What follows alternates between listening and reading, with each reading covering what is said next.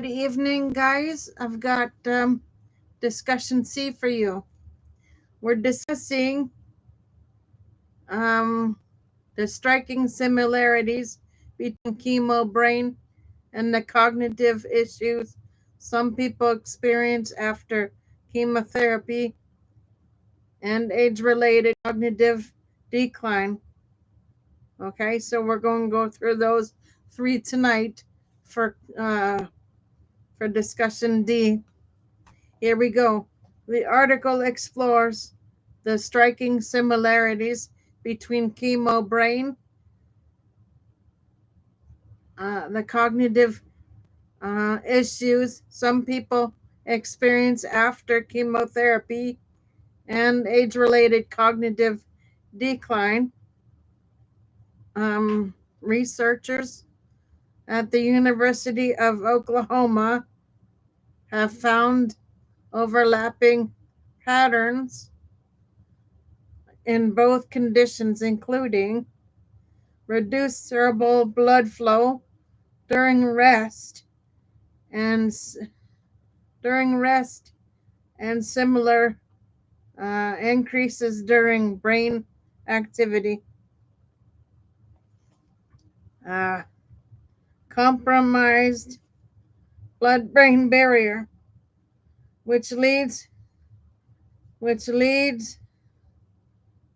to brain inflammation, buildup of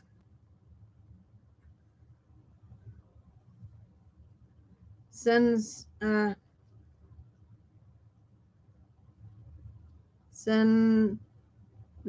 cells, often doubled zombie cells, which are inactive yet trigger chronic inflammation. This overlap suggests that insights into one condition may inform treatments for the other, potentially leading to improved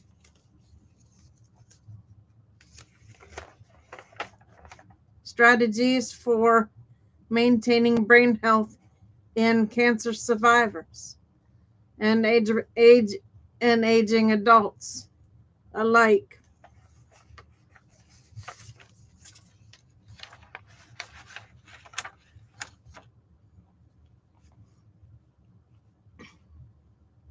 If you're interested, I can also share how these findings might tie into your research on cognitive footprints or sensory related interventions.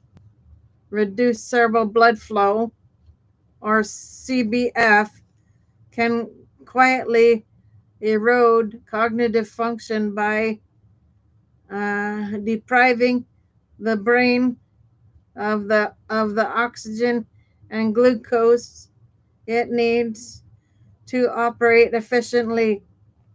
Here's what often happens: slower processing speed, with less energy reaching neurons.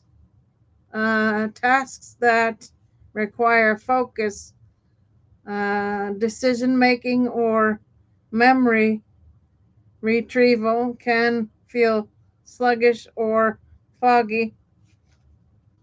Impaired memory formation. The hippocampus, critical for forming new memories, is especially sensitive to drops in blood flow.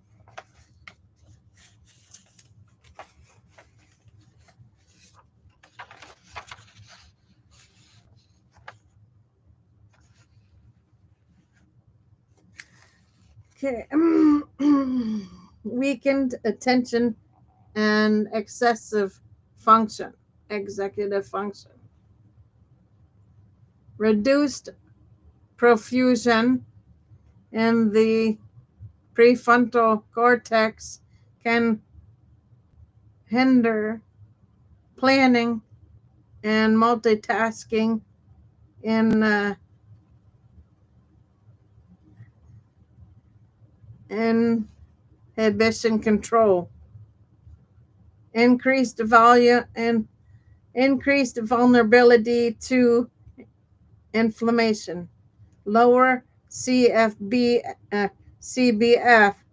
can exacerbate neural neural neuroinflammation, especially when coupled with a leaky blood-brain barrier, as suggested in the article.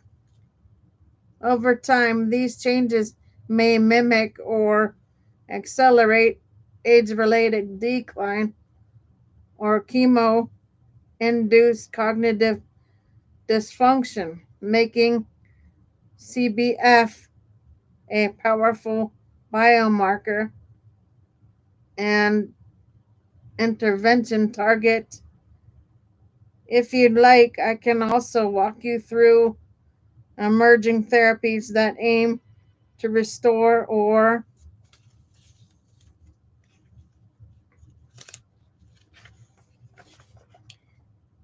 optimize cerebral perfusion, especially in aging population or cancer survivors.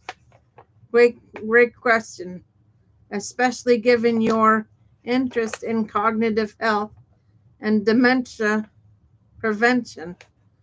Boosting cerebral blood flow is one of the most modifiable ways to support brain function and resilience.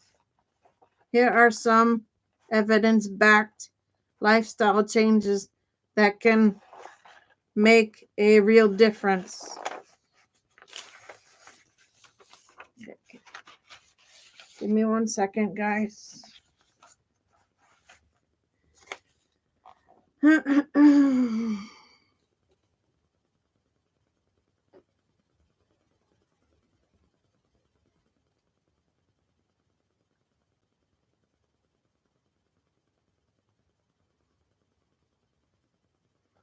Okay, aerobic exercise.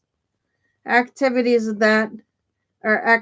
like brisk walking, cycling, or swimming increase heart rate and enhance blood flow to the brain. Aim for at least 150 minutes of moderate intensity activity per week.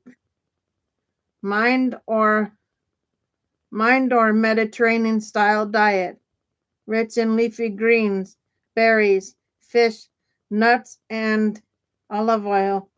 These diets support vascular health and reduce inflammation.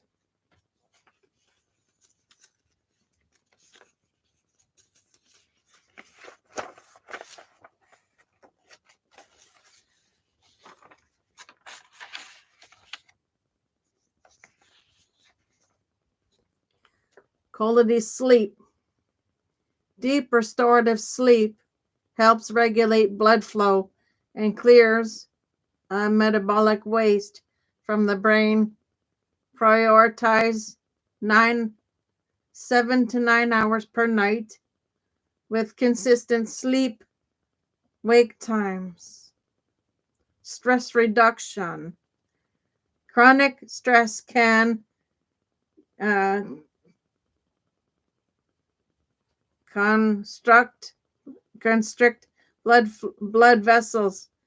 Practices like mindfulness, yoga, or even nature walks can help restore vascular tone. Hydration and blood pressure control. Dehydration and hypertension both impair cerebral perfusion. Staying hydrated and managing blood pressure are key. Avoid smoking, limit alcohol Both can damage blood vessels and reduce oxygen delivery to the brain.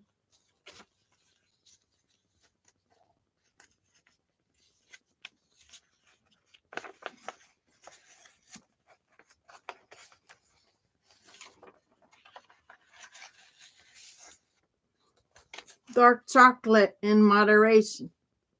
Flavonoids in cocoa may enhance regional blood flow. Just stick to high cocoa, low sugar varieties. If you'd like, I can also explore how these strategies interact with your work on cognitive footprints or sensory related inflammation. Want to go deeper into any of these? Lifestyle changes that improve cerebral blood flow, like exercise, diet, sleep, and stress management, can have a profound impact on cognitive function in older adults. Here's how they help. Exercise boosts neurogenesis and synaptic plasticity, especially in the hippocampus, enhancing memory and learning. It also improves executive function and slows age-related decline.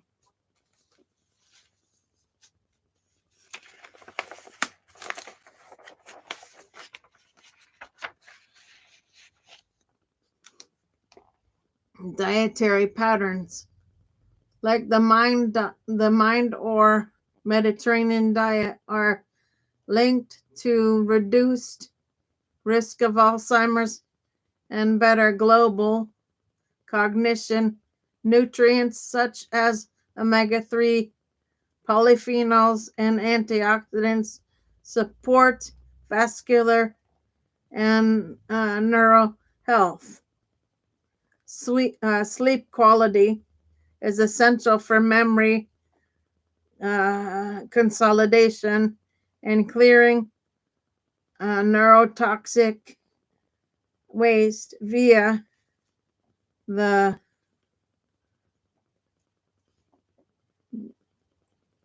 limactic system.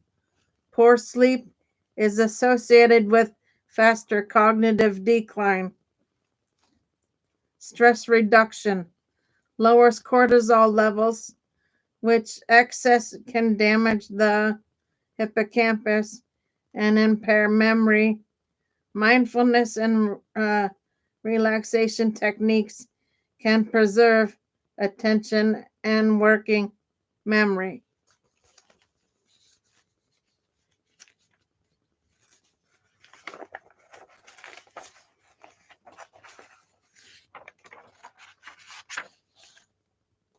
Social and cognitive engagement, like learning new skills, playing music, or volunteering, stimulates neural networks and may build cognitive reserve. Buffering against decline. A large study even found that older adults with healthy lifestyle scores had better cognitive function near the end of life, regardless of Alzheimer's pathology. So these changes don't just slow decline, they may help preserve independence and quality of life. Would you like to explore how these strategies can be tailored for individuals with early cognitive symptoms or specific neuropathologies? In addition to boosting cerebral blood flow, Several other strategies can help older adults maintain or even enhance cognitive function.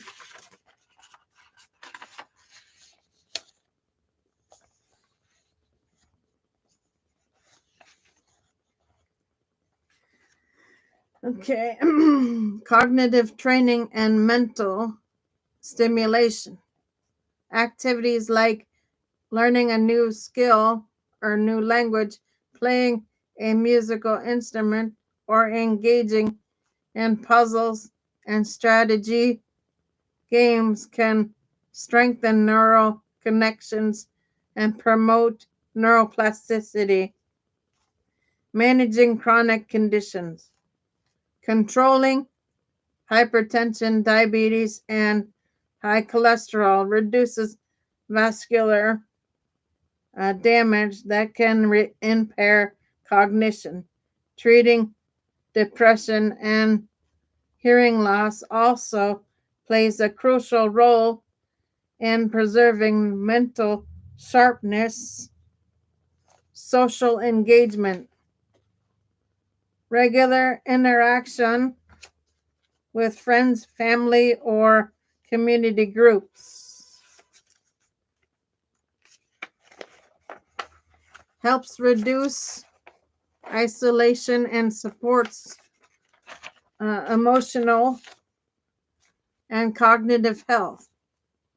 Volunteering or mentoring can be especially beneficial. Mind and body practices.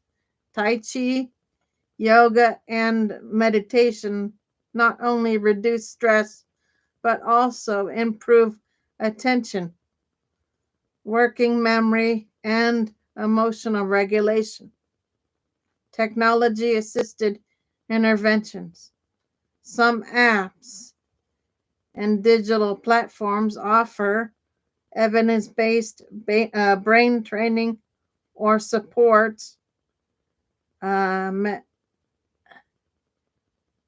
medication adherence and health tracking, which can directly support cognition. Supplements and medications.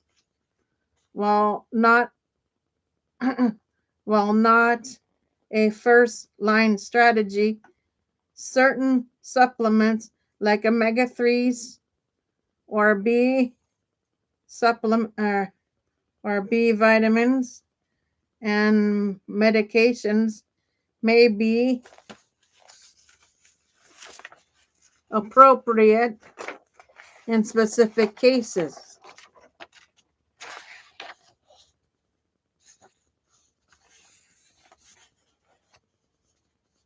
Especially when guided by healthcare provider.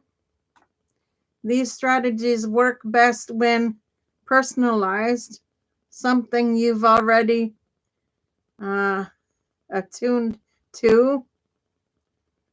Would you like to explore how to tailor these approaches for individuals with early cognitive symptoms or specific risk factors like APOE,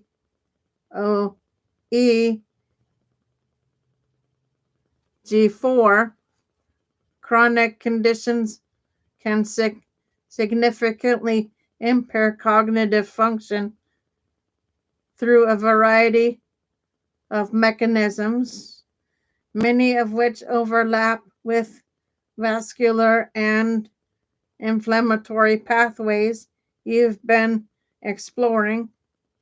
Here's a breakdown of how some common conditions exert their effects. Diabetes.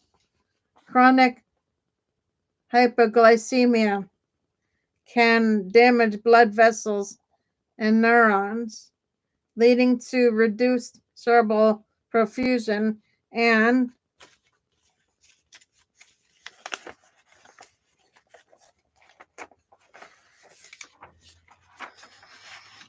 insulin resistance in the brain, both linked to memory loss and executive dysfunction.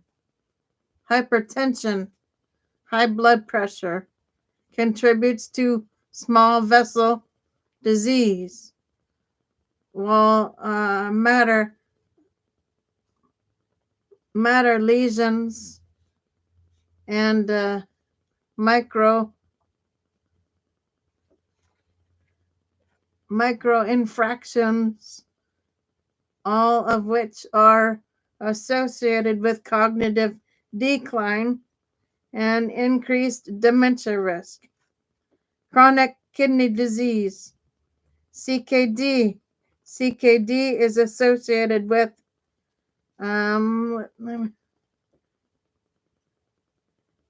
uremic toxins and anemia, which impair oxygen delivery to the brain.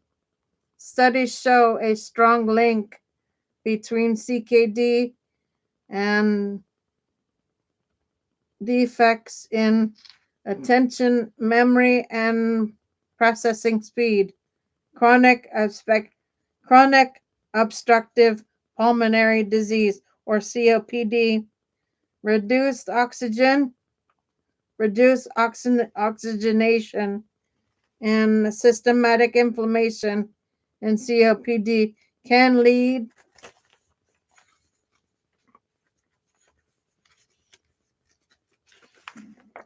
to structural brain changes and increased risk of mild cognitive impairment.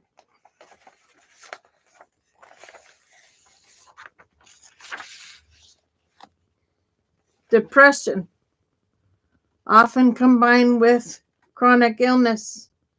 Depression alters brain structure and function, particularly in the hippocampus, and is known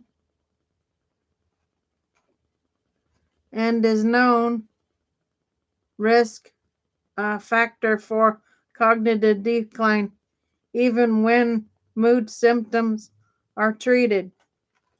Cancer and chemotherapy.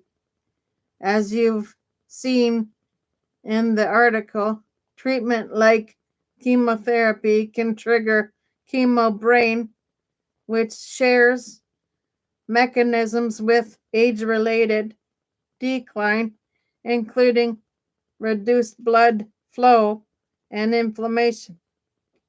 These conditions often interact, compounding their effects. For example, someone with diabetes and hypertension may face a steeper cognitive trajectory than